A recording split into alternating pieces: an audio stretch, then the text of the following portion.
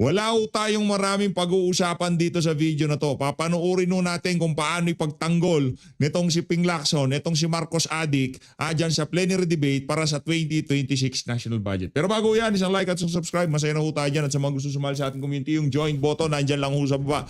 Ayun na nga mga kababayan, rumekta na ho kagad tayo. Ito ho, dito na ho natin malalaman yung binida nitong si Ping Lacson Boytago doon sa programa nitong si GJ Chacha, nitong si Manong Ted, na kung saan meron ho siyang isisiwalat. Papatunayan niya. Ayan na.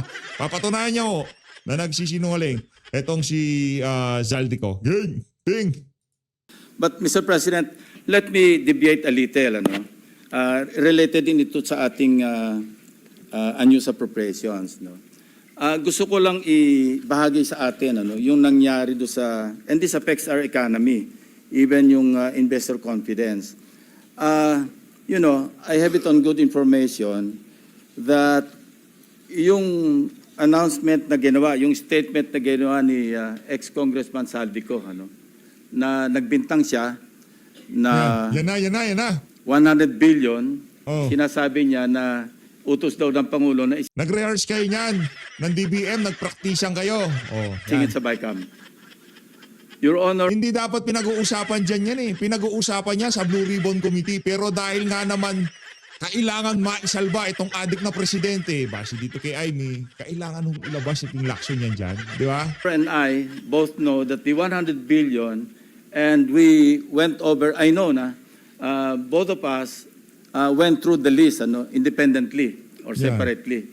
And you and I agree na totoo yung listahan ng 100 billion pesos. Talaga nasingit sa BICAM. But yung sinasabi ni Saldico on social media as posted, na nag-deliver siya ng 25 billion representing the 25% commission di umano para kay Presidente, that I will attest na hindi totoo. Yan, nako si Ping Lacson pa ho ang magpapatotoo ha. Isusugal ho niya ang kanyang walang kwentang pangalan. Diyan sa testimonya na yan, nang hindi totoo yung mga sinabi ni Saldico. Palakpakan natin ang tagapagtanggol ng adik diyan sa Senado. Palakpakan natin si Ping Lacson, aka Ping Lacson Castro. Yun talaga absolutely untrue or false. Yan. Untrue or Yan. completely false. Why? Because last Sunday, I received a call from the camp of former Undersecretary Roberto Bernardo. Sino? Kay Bernardo? Galing ang tawag? Anak ng Petrang Garapata. Kanino ba kampo si Bernardo? Sino bang pinagtuturo ni Bernardo? Jinggoy Estrada, Joel Villanueva, Grace po. Sino pa? Saldico. Yun yung pinagtuturo niya. Ika nga, ilinilihis ni Bernardo, itong usapan na to, papunta kay Martin Romualdez at dito sa presidenteng adik. Kesyo daw kay dating Bernardo pang nalalaman itong si Unggoy. Hoy, si Bernardo, kakampi niyo yan. Sinasabi niya, noong nakita niya si Saldico sa social media na nagsasabing merong 100 billion, di umano, inutos ng Pangulo na isingit sa BICAM. So credible ngayon si Bernardo. Si Cotesa hindi. Si Saldico hindi credible. Basta lahat ng kabalbalan na to, si Saldico lang may kasalanan, gano'n. Hindi pwede yun. Pambira. Nag-insert na sandamukal na unprogram appropriation sa 2025 budget. Pinirmahan ng Senado at House of Representatives. Si Saldico lang ang may pakana. Sira ulo ba tayo dito para paniwalaan itong aso na to, nitong si Marcos Adik? Napag-alaman ko from Undersecretary Bernardo na wala si Bernardo. Nagnakaw si Bernardo. Walang credibility si Bernardo. Akala ko pa naman, ilalatag mo? Si Bernardo lang pala, anak ng Petrang Garapata.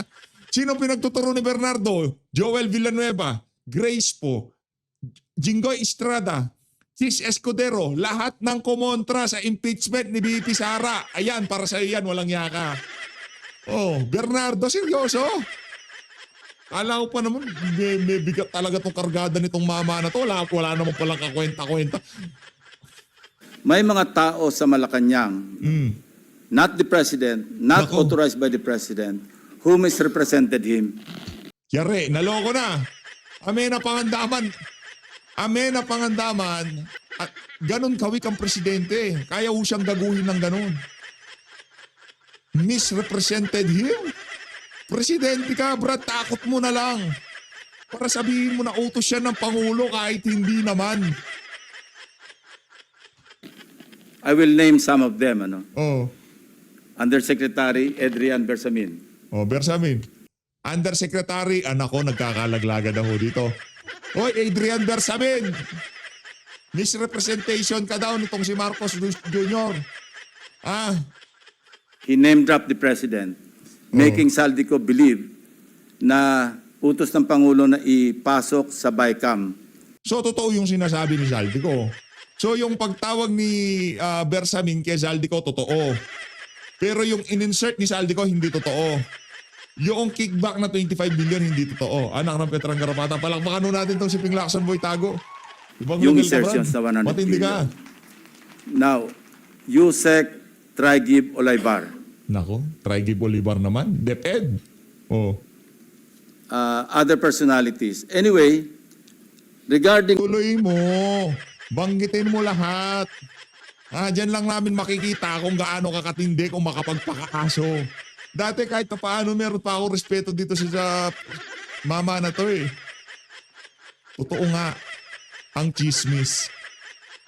Ay sa bagay, talagang pride nga naman ho kasi niya yun. Sinamahan niya yung mga adik nung panahon ng kampanya.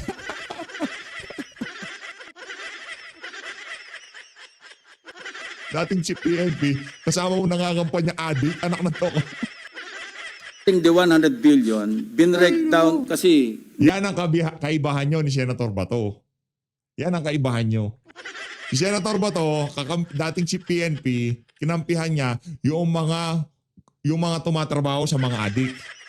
Ikaw, kinampihan mo yung adik base dito kay Senator Ivy Marcos. nireview niyo yung kanyang notes. This is all related even to the appointment of Secretary Recto to be the Executive Secretary. As he is now the acting, I guess acting kasi hindi naman pwede magbigay ng ad interim appointment because Congress is not in recess, di ba? So, okay. Anyway, ang sabi niya sa akin, hindi po totoo yan, Yan. Mr. Senator. Pinaniwalaan mo. O siyempre, amo mo yung sinasabihan niya na hindi totoo yan. Mantakin mo si Bernardo, linaglag niya lahat ng senador. Tapos itong si Martin Romualdez at Marcos Jr., absuelto, ang pumirma ng budget at yung nagsabi na pinapatawagan ka ni boss, mag-insert ka daw ng 100 million. Doon kay Bersamin, totoo. Ha, doon sa party na yon. Pero pagka umakyat kay Marcos Jr., kasinungalingan. Palakpakan natin. Ibang klase ka kung makapagpakaso, Brad. Ibang level na yan. O, tuloy. Kasi ang breakdown ng 100 billion, 81 billion, yun yung na-assign sa DPWH.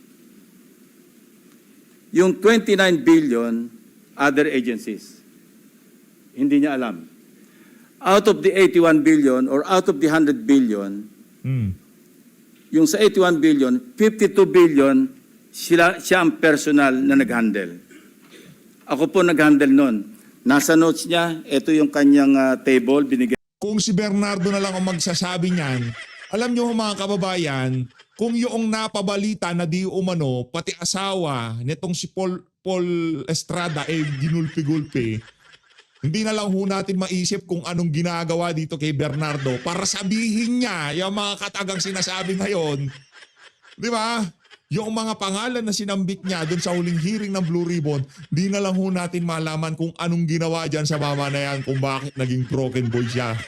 Ganyan ako ng kopya. Di ko sinasabing si Lacson. Di ko sinasabing si Lacson ang gumawa ng kung ano pa mang kabalbalan dyan kay Bernardo. Pero yung si Bernardo na yan, kahit si Magellan pa, papabibintangan niya na siya ang nag-insert niyan. Kahit si Magellan, sasabihin niya na tumanggap ng pera dyan sa flood control na yan. 100% mga kababayan.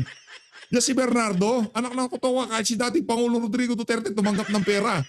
Kung gusto nilang pasambit sa bunganga niya si Bernardo na yan, yun ang sasabihin niya. Kaya yung sinasabi na ni Peng Lacson, malaking kabalbalan. 51.01, I think almost 52 billion Anyway, so 52 billion, yun yung personal hinandle niya. And talagang sabi niya, naghatid ako ng pera as kickback. But not to the President, but to Yusek Olaybar. And sabi niya, Nako, Yusek Olaybar. Nagkatid pala siya ng kick. Nasaan na si Olaybar ngayon? Olaybar, kanino mo binigay ang pera? Di naman pwedeng sa'yo lang lahat yan. Ang dami niyan. ang pagkaalam niya, kasama si Yusek Lahat to ng sinasabi na to ni Ping Lacson, sasabog sa mukha niya to pagdating ng panahon. Dahil kakantay ang mga yan. Sa gusto mo kakantay ang mga yan. Si Traigib Olivar, si Bersamin kakantayan. Brad, alam mo nyo yan. Ngayon, ang mangyayari ho niyan, itong si Olivar at itong si Bersamin, ituturo si Zaldico, anak ng Petrang Garapata, nagkandahindot-hindot na ang usapan, no? Adrian Bersamin. 8 Oh. billion pesos, Mr. President, in at least 10 deliveries. The modus that yung arrangement nila is, may tigisa silang armor van. May armor van si Yusek Olaybar, may armor van siya, magpapark sa basement ng Diamond Hotel, darating yung van driven by Olaybar, Yan. and possibly, sabi niya, hindi siya sigurado, and possibly along with Adrian Bersamin. Bakante yung armor van, ipapark, idadrive yung isang van na puno ng pera. Ranging from 800 million hanggang 2 billion. Umabot ng 2 billion. Yung ba't hindi sinabi ni Bernardo yan? Anak na toka. Ba't ikaw nagsasabi niyan? Hindi mo dapat sabihin yan dyan. Sa Blue Ribbon, sinasabi yung mga ganyang klaseng litanya. Kung hindi pa nagsalita, itong si Zaldico, hindi mai-involve itong si Traigib Olivar at itong si Adrian Bersamin dito sa skandalo na to. Ano ba naman yan, Ping? Ano ba naman yan? Napakalaking kababuyan na naman ang ginagawa na to ni Pinky. Pinky, ayusin mo. Nagkakahindot-hindot na naratibo nyo. Pagka nasasangkot, sinisibak. Ngayon, Adrian Bersamin, Traigib Olivar, lipad na kayo. Punta na kayo ng Chile. Yun, only because sometime in March, yung kanyang date na sinasabi from, I think, March hanggang April, yung delivery. Very good nga raw siya, sabi ni Very Yusek good. Olaybar. Kasi nakakapag-deliver. Ang biggest kasi naipon, because March 11, natatandaan niya, inaapuran niya na si Kalma ka lang ha, March yun. May yung halalan. Huwag ka masyadong EPS, baka yung iba dyan ginamit sa kampanya, ha? Kalmahan mo lang. Undersecretary Olaybar. Nasa ticket ka ng alyansa ng mga adik.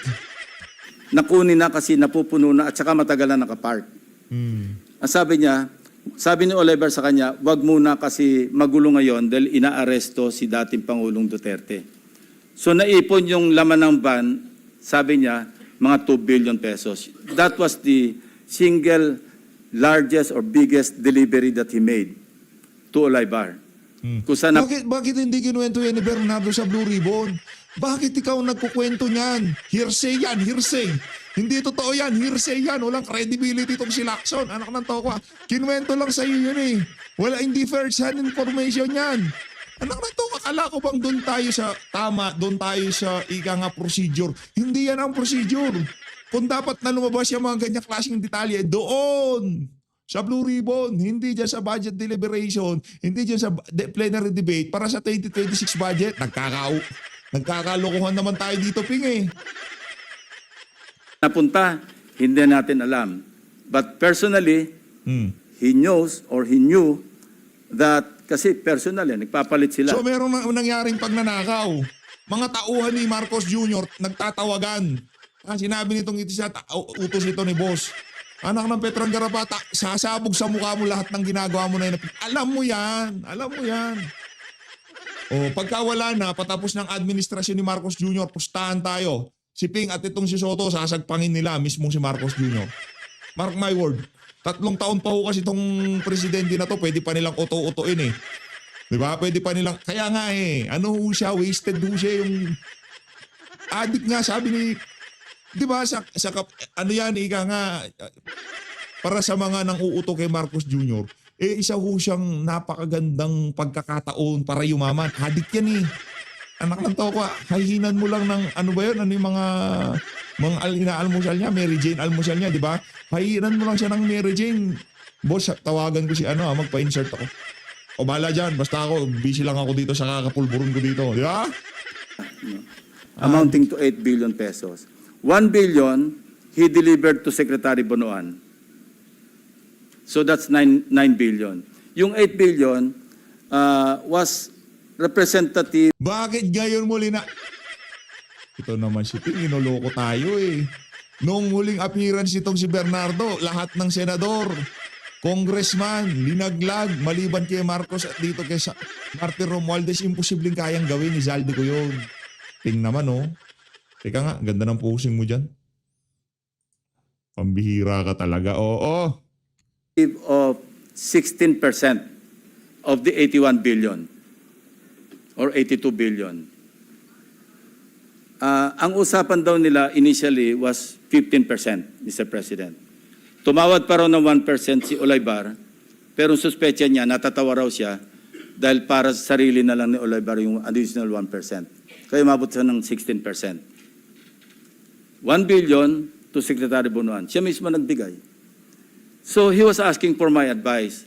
Ang sabi ko sa kanya, can you put it in your own handwriting? Oo, hindi.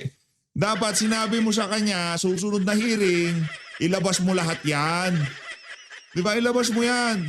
Pasinungalingan natin yung sinabi ni Saldico kasi ikaw, Bernardo, hanggang kay Trigib Olivar at kay Adrian Bersamin lang ang papunta sa'yo. Ito kay Saldico, kay Martin Romualdez at kay Marcos Jr., di pwede yun. Mas okay yan sa'yo. And I'll see to it that it will reach the President. No. Isipan mo. But I took notes. When he was narrating what he was about to write down, I was taking notes together with my 2 lawyers. He was also with his lawyer. So, and that happened. Hindi totoo yan. Hindi kami sigurado dyan. Yung mga lawyer na yan. Panotaryo mo yan doon sa pinagnotaryuhan na nitong si Master Sergeant Orly Gutesa. Ipanotaryo mo yan. Ayoko yan. Hearsay yan. Anong toka? Hayaan mo si Bernardo magsabi niyan. Oh, bakit niya binanggit na nagte-take note sila? Kasi baka bumaligtad yan si Bernardo. Advance mag-isip yung mga yan eh. Oh, eto Bernardo, sinasabi ko na sa'yo. Sinabi mo yung mga kataga na yan. Meron kang abogado, meron akong abogado, nagte-take down notes tayo. Ngayon, pagka bumaliktad ka, yayariin ka namin. Ping naman. The President received the handwritten narration. No? Ang sabi niya nga rito, meron akong notes dito eh. Sabi niya, last quarter ng 2025, most likely during the last days of October or early November 2020, last quarter, USEC Trigib requested for list of projects. Dapat under oath yan, Ping. Di pwedeng hindi under oath yan. Di ko tinatanggap yan. Hindi, walang ayan. Narration lang yan eh. Nagkukwento ka lang. Nagkukwento ka lang yan. Di ba? Walang ano yan. Ano nga kasing tawag niya doon sa Walang... Basta meron siyang binanggit na salita na kalimutan. Siya nagpe-prepare eh. Of course, along with Jose Cabral kasi si Undersecretary Cabral naman ang tinatas ni Secretary Bonoan na mag-prepare ng listahan. Ito nga yung awkward, Mr. President, and we want to correct this. Bakit nauna yung funding saka palang maghahanap ng items? Hindi po ba dapat may items nanggaling sa RDC bago po podohan? Yan. Complete with program report, complete with planning. Pero ito po, nauna pa yung pagpopondo, saka palang hahanapan ng items na ililista sa NEP. Remember, bukod pa po ito, dahil ito, gaan na ito BICAM na ito. Yun nga, kaya nga in-insert yan, linagay sa unprogram para wala nang project. Oh. Di ba, nung una nagtatanong ka kung bakit hindi na lang sa NEP, bakit in-insert pa? Sinasagot mo na yung tanong mo. Hindi pa ba nasasagot yung tanong mo, Brad? Hindi pa ba nasasagot? And mind you, even during the NEP, anyway, mamaya ko na itackle yon. Yan. Mamaya na. Siguro ngayong mga panahon na to, maliwanag na kay Ping Lacson Boy Tago kung bakit in-insert yan, ilinagay sa unprogram appropriation. Hindi siya mismong, ang tawag dito, hindi siya mismong NEP, di ba? Kasi pagka sa NEP, may project yan. Aba, kakagawa lang ng tunang nakalaan Aba, tapos na to Ngayon, pagka nasa in-insert yan, kahit tapos na yung project, pwede nilang patungan. Tapos papalabas sila, ayan, okay na yan. Tapos na yung project na yan. Dahil yan, dito sa pondo na in-insert na to. Lahat ng kabalbalan, alam nyo, mawawalang niya kayo. Pero kawawa naman si Marcos. Ito yung sinabi niya rito. Ito, sinabi niya na si Trigib Olaybar prevented him from disclosing details on the 52 billion to Secretary Bonoan. Ayaw pasabi raw, Mr. President. Nako. Tapos, sinabihan siya ni Yusek Trigib Olaybar na si Secretary Bonoan asked Executive Secretary Bersamin several times, sino ba magpapacilitate itong 52 billion? Of course, isasama sa BICAM, paano? Under oath. Notaryo. Hindi pwede yan. Questionable ang credibility ng mama na yan. Bakit? Puro senador at congressman ang binanggit. Akala mo parang sila lang ang may kayang sila lang ang gumawa niyan. Hindi pwede sa amin yan. Ito re-release. Sinong kapapacilitate? Ang sagot ni ES Bersamin sa kanya, we will take care of it. Sila na raw ang bahala kung paano ayusin yung 52 billion. Now, I'm not defending the President, Mr. President. But in fairness to him, yung list of projects, yung 100 billion, initially naka-FLR lahat yun Pinapatrack ko ngayon sa aking staff kung ilan yung na-release out of the items on FLR or PISARO for issuance of SARO. Hindi pa namin alam. But initially, kasama sa nabito do sa 194 billion ng ating Pangulo, 1.15 billion pesos worth of projects. Andito yung lista. Sige na, totoo na lahat. Sa pagpalagay na natin, okay na. Pero hindi mo pa rin mababago ang katotohanan na adik ang sinusuportahan mong presidente. Ng projects. Nilista rin nakita ng mga staff ko ito, pero may listahan din si... Akala mo pagka sinabi mong, pagka binabanggit niya yung word na staff niya, talagang kahuhusay. Staff mo nga, di malaman kung bakit in-insert yan at hindi ilinagay sa NEP Mga staff mo, mga walang kwenta. Alam to ko, nag-staff ka pa kung hindi rin alam ang dahilan kung bakit ilinagay yan sa insertion, sa unprogram appropriation at hindi sa NEP. Bernardo nito. Kung alam ni Pangulo at siya nag-utos na mag-insert ng 100 billion Hindi alam ni Pangulo. Inosente yung presidente mong adik. sa GAA, sa BICAM, bakit niya ibibito? Yan din ang observation ni Your Honor. Sa dami ng in-insert nila, may 200 bilyon. Ang pinag-usapan, 100 milyon lang. 100 bilyon lang. Brad, huwag mo kami lokohin dito. Ito naman shipping, Oo. Ngayon, ang dating, yung mga binito niya, yung mga sinasabing pina-insert niya, hindi yun. Ba't niya, may 200 bilyon ang in-insert, Brad. Kung di mo alam, ha? Diba? Sabi niyo rin, because you also examine. While you were examining respecting the 2025 GAA, we were also busy inspecting. No, hindi naman tayo po nag-coordinate, but our findings are practically the same. Diba? It's the same, Mr. President. The same. Yeah, ito yung tatlong items na nabito. Saldico list vetoed items. GAA, Volume 1C, page 849. Construction of Cruise Port and Facilities Package, Puerto Princesa City, 250 million. 800, page 822. Binasa hula yan ni Marcos Jr. Yung 4,000 pages, binasa niya lang. Construction of Multipurpose Building, Government Center, Barangay Gadani, Tayum, Abra.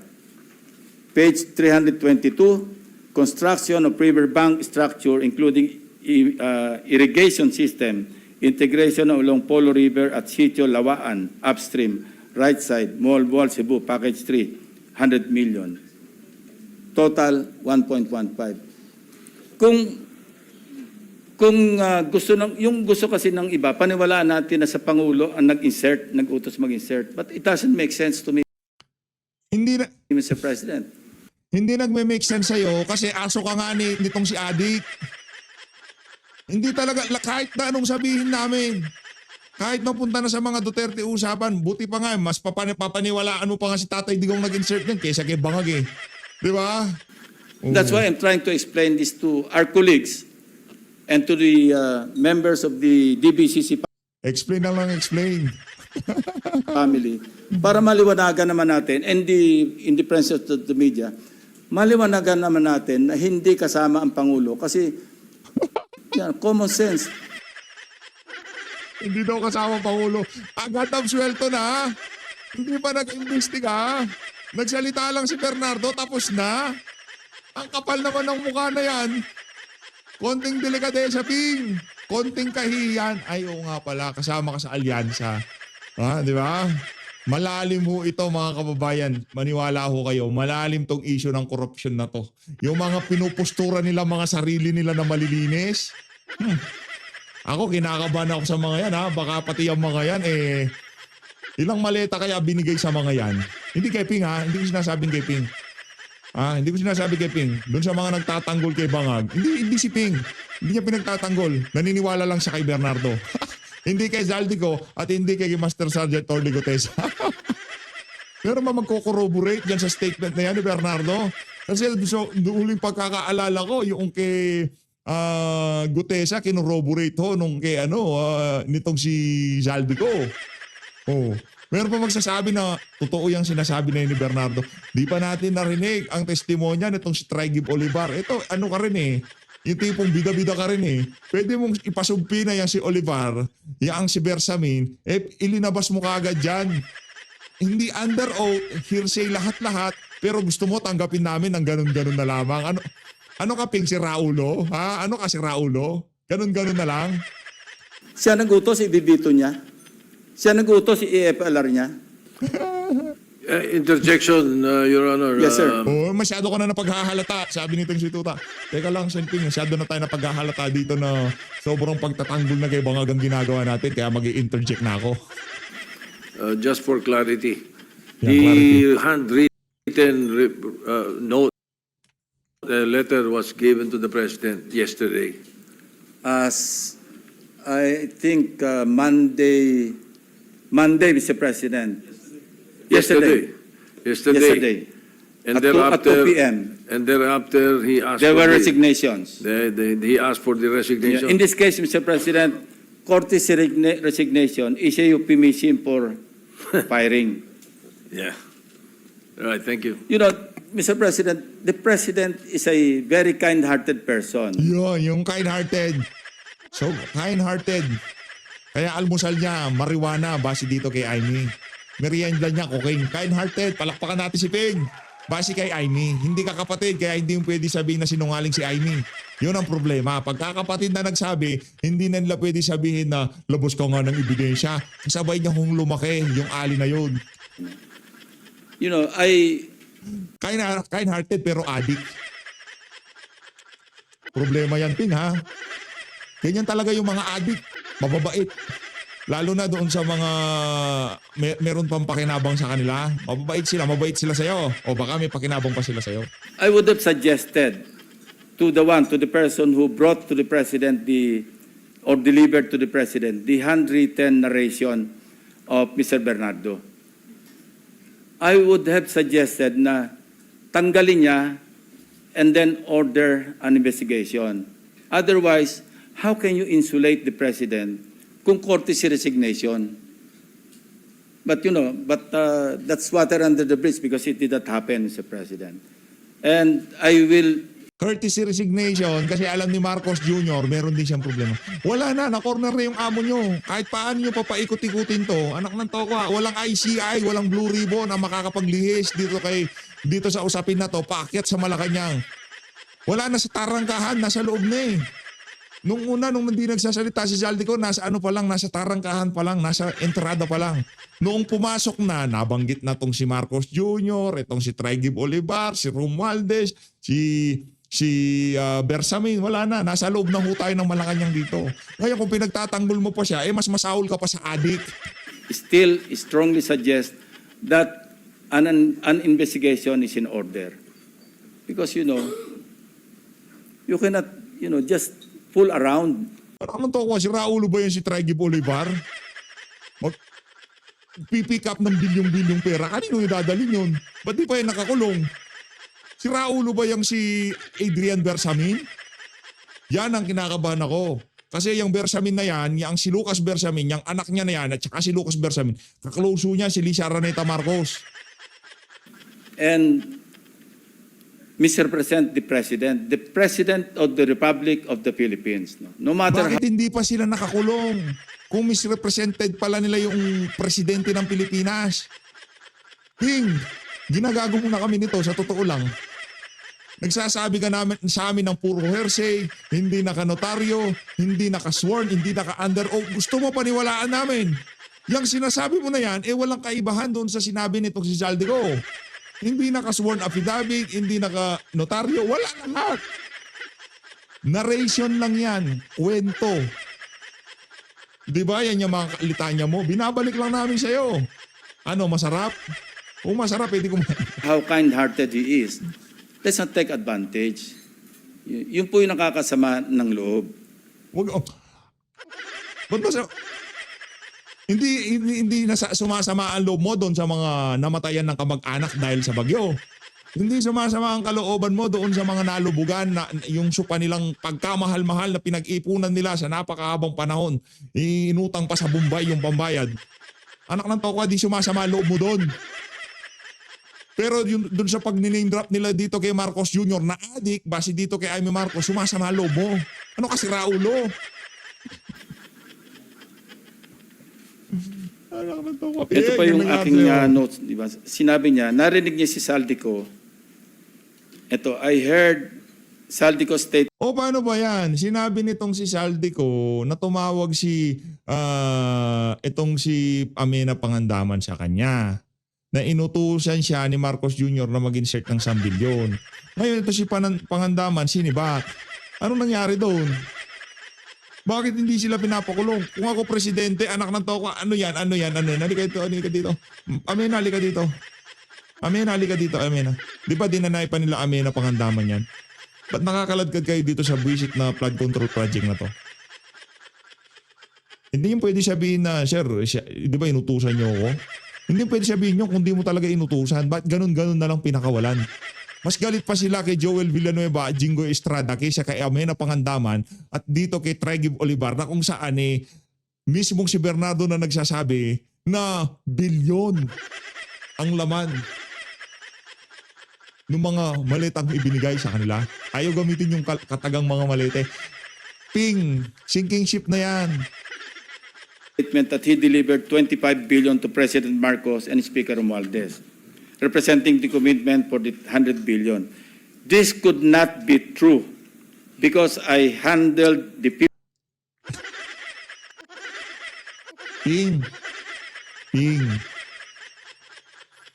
Maraming nangyari dyan. Ikaw kasi puro paktol ka, puro hearsay naman sila. Gusto mo puro paktol tayo.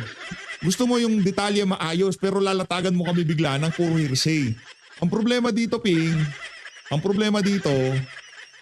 gusto mo yung 100 billion automatic 25 billion. Hindi natin alam yan, hindi tayo bumibida dyan, ika nga. Si Ping Lacson lang kasi kailangan niyang protektahan yung amo niyang adik. Base dito kay Senay niya. Maraming nangyari dyan. Hindi lang 23, 24, 25. Kaya bago mo buka ang bunganga mo, bukas, mag-blue ribbon ka at doon ka magdadadak-dak-dak. Doon mo ilatag yan.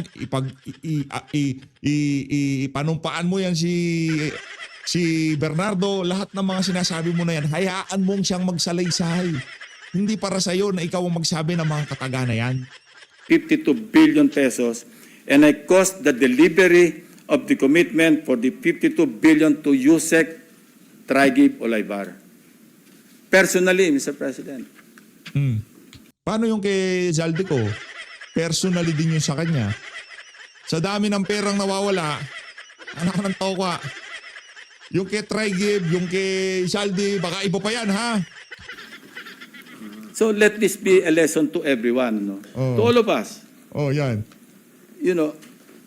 Sometimes kala mo lulusot ka. Pero Ano lulusot? Yan, sabihin mo yan kay Marcos Jr., sometimes akala mo lulusot ka. Hindi ka pala kasi addict ka. Ganunin mo. Sooner or later, Oh, it will catch up with you. oh, yan. Especially if you do it habitually. Ayan. Who would know that the President would include in his zona, mahiya naman kayo?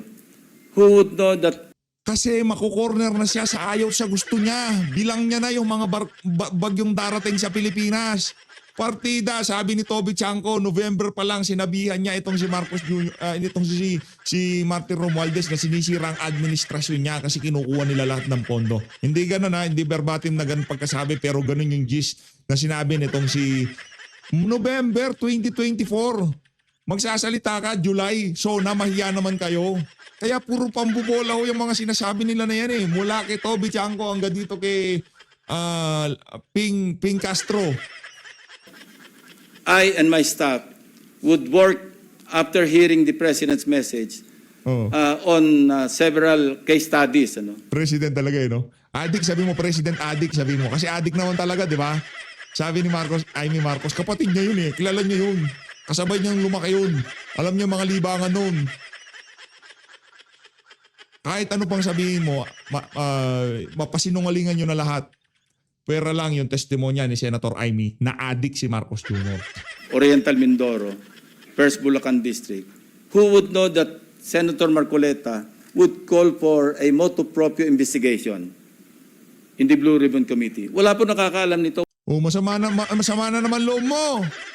Wala, para rin itong mga projections, wala makakapredict. These are, unpredictable variables that could explode right in our faces, and it would be too late for those responsible to repent. Ang masama rito, Mr. President, apektado yung buong bansa eh. Naglayo ang investors. Stock market is down. Kasi nga adik ang presidente. Sabi ni Amy. Nakakatawa. Lahat ng nangyayari ngayon, naglalayuan ng mga investor, napakatindi ng korupsyon, bumabaha ang Pilipinas. Kasi nga adik ang presidente, base kay Amy. Ba't hindi mo maintindihan na kung ano man ang hawakan ng sang-adik ay masisira? Adik nga kasi. Adik na rin ata kayo eh. Adik kayo sa pagsuporta kay Marcos. Boo! Hindi sa droga, sa pagsuporta. Adik na adik yan si Ping sa pagsuporta kay Marcos. Yung po yung masakit dito. So, I'm appealing. Separation of power. Hayaan mo sila sa executive. Anong masakit? Trabaho kayo dyan. Palabasin nyo ang katotohanan. Hindi yung wala pa man, pinagtatakpan nyo na itong si Bangag. To our co-workers in government. Oh. I think we've reached the point na dapat isipin natin, enough is enough. Enough is enough. Yan. I think I have made myself clear, Mr. President, that Wala po. there are Anong clear? Wala kang clear na sinabi. Pinagtanggol mo si Marcos at nag-hearsay ka lang dyan, nagkwento ka lang. persons responsible. And ngayon, back to the NEP. I don't want to steer the proverbial hornet's nest. Pero ito pa yung isang practice. Proverbial hornetness. Proverbial. Anak ng toko, ang gagaling nyo sa mga salita na yan, pero yung sang adik hindi nyo maispatano. Mag-resign na rin kayo, anak ng toko. Walang mangyayari sa Pilipinas kung ganitong mga senador natin. Alam nyo, sinabi ko na nga ito na, and I think the distinguished sponsor will agree with me, that the 2025 GAA is the most corrupt. Lagi natin sinasabi ito. And I would like to describe it as a national budget that is corrupt to the core, from start to finish. I have a document that I have also acquired. NEP pa lang, katakot-takot na po yung naka-insert. I've seen in that document, yung ilan lang ang aking babanggitin. Secretary Bonoan, allocable ito, allocable, non-allocable. SMB Batch 1, SMB Batch 2. SMB is Secretary Manuel Bonoan. Batch 2, Batch 3. Ang binanggit lang ni Yusek Bernardo, meron siyang 5 billion a year for 3 years kay Secretary Bonoan. Kaya nagkwenta kami ni Senator Kiko Pangilinan, di ba? Na 15 times 15 kasi 15%. That's 2.25 billion. I discovered in that document, aside from SMB, meron pang SMB batch 1, I think 18.5 billion. Then there's another SMB batch 2. Basta ang total 25.5 billion. He's not even a legislator, Mr. President. And many more. Nakalagay, House leadership, 143.5 billion. Of course, we also learned from the hearings na sa NEP pa lang, pag napasok, may 10% eh. And that's new to us because hindi natin alam to eh. Nalaman lang natin to sa mga hearings eh. Now, 143.5 billion. Mag-advance ng 10%. Magkano nawala sa Kaban ng Bayan? 14.35%. Write-off. Nagagaling sa mga contractors. So why would the contractors advance that much kung hindi sila siguradong sila yung mangungontrata? It sucks, Mr. President, It's so- to think na ito yung nangyayari.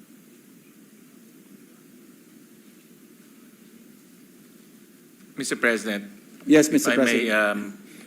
this might not be Yan ang mga litanya nitong si Attorney Ping Lacson, ha? Attorney ho siya nitong adik na presidente. Base kay Ivy, adik daw yung kapatid niya, ano ba magagawa ko? Siya nagsabi nun, di naman ako, adik daw si Marcos Jr. Hindi to news, hindi to fake news kasi kapatid niya nagsabi. Nasaksiyan niya ang pag-aadik ng kanyang kapatid. related to the budget. But since na pag-uusapan na rin po itong issue, paano po, and if the permission of Senator Lacson,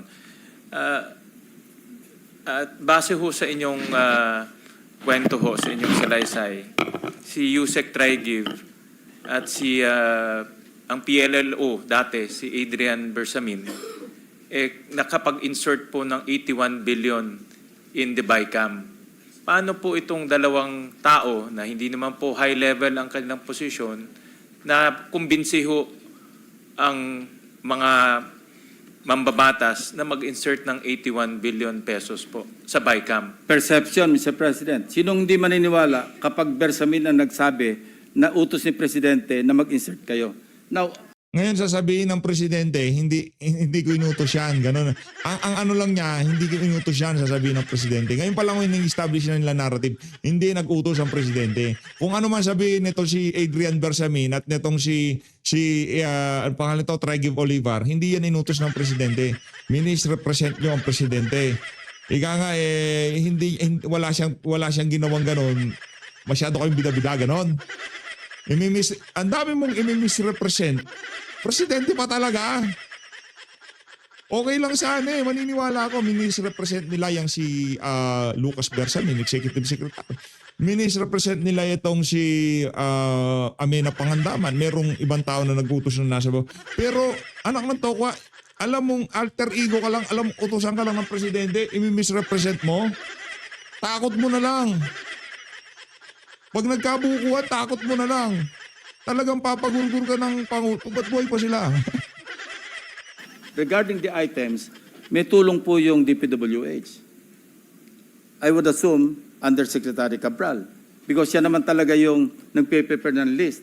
Siya yung nagko-consolidate to find out baka merong redundancy, merong mga hindi viable, merong repeat projects. Siya lahat yan eh.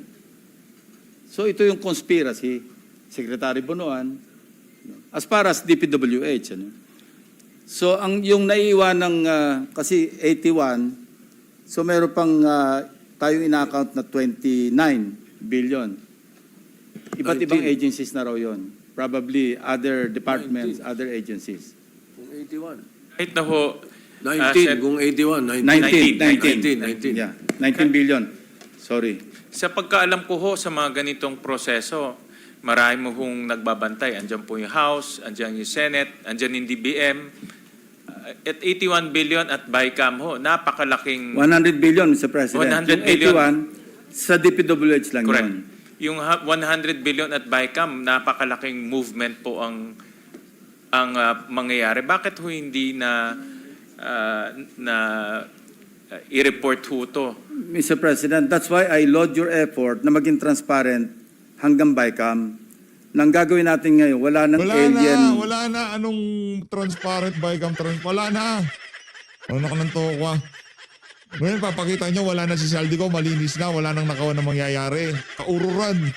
Items na papasok outside of the House version and the Senate version. And that's a very good way forward, moving forward, na talagang hindi lang magiging simple, transparent, hindi na po pwede yung 2 tao na lamang, 3 tao, 4 na tao nag-uusap sa BICAM. Now, you ask me, how could it have happened? Ako, susunod na presidente, para sa susunod na presidente, pagka hindi nila pinanagot, itong mga magnanakaw na, to, na nasa Malacanang ngayong mga poras na to, ayoko na. GG. Pambira. Nag-uusap, ilan lang eh. Bakit hindi pwede mangyari? Siningit yung 100.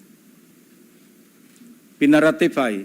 Alam naman po natin, pag nag-ratify tayo, or even the members of the BICAM, sa Senate lang, di ba? Sa kapal noong ating pinipirmahan, page by page or every page, magiging kontrabida kapag inyuwi mo pa yung pinapapirmahan sa atin. Mahihiya ka kasi ikaw ang hinihintay. Without reading, we would sign. But times are... Akala ko bang tagapagbantay ka. Dapat huwag kang mahiya. Kung may problema, umalma ka. Yan na nga po problema eh. Pagka maging pagka convenient lang sa kanya ang pagiging mapagbantay ng budget, doon yan lang ginagawa. Pero pagka nagkakahiyaan na, pipirma na lang, ganon. Labo naman different yan. now, Mr. President, and we fully trust you because of, what you have done so far. Lahat kami naniniwala na pag pinapirmahan mo sa amin yung BICAM report, assuming na member ako ng Bicameral Conference Committee ng Senate panel, and even the BICAM report for ratification, ako with you there, I will sign it without O si Raulo ka pala kung pipirma ka eh. Buti pa naman tong si Senator Bato de la Rosa, itong si Amy Marcos, hindi nila pinirmahan. Kasi alam nila may problema yung BICAM. Anak ng Petrang Karabata, meron nung silang linalatag na naratibo dito. Pipirmahan mo seryoso. Kahit alam mo na maraming blanco. May tama ka sa utak kung ganun pala. Senador ka, pinapapirmahan sa'yo ang BICAM, pinag-usapan BICAM, dapat mag-meet tayo halfway, ika nga. Yung mga hindi na pagkasunduan, lagyan natin ng figure yan. Pero yung blanco, pipirmahan mo, ganon. Basta pinapirmahan sa'yo ni Finance Committee Chairperson. reading. Ewan ko sa'yo, Ping, ayoko na. Ayun na nga mga kababayan, parang maano na ako dito kay Ping di ko na malaman kung anong nangyayari dito sa mga kabalbalan niya na to. So Luis, maraming salamat po sa pag-support sa PH Update. Mag-ingat po kayo lahat. Huwag po kayong magpabudol sa mga mambubudol ngayong mga panahon na to. Mahalin natin ng Pilipinas. Saludo.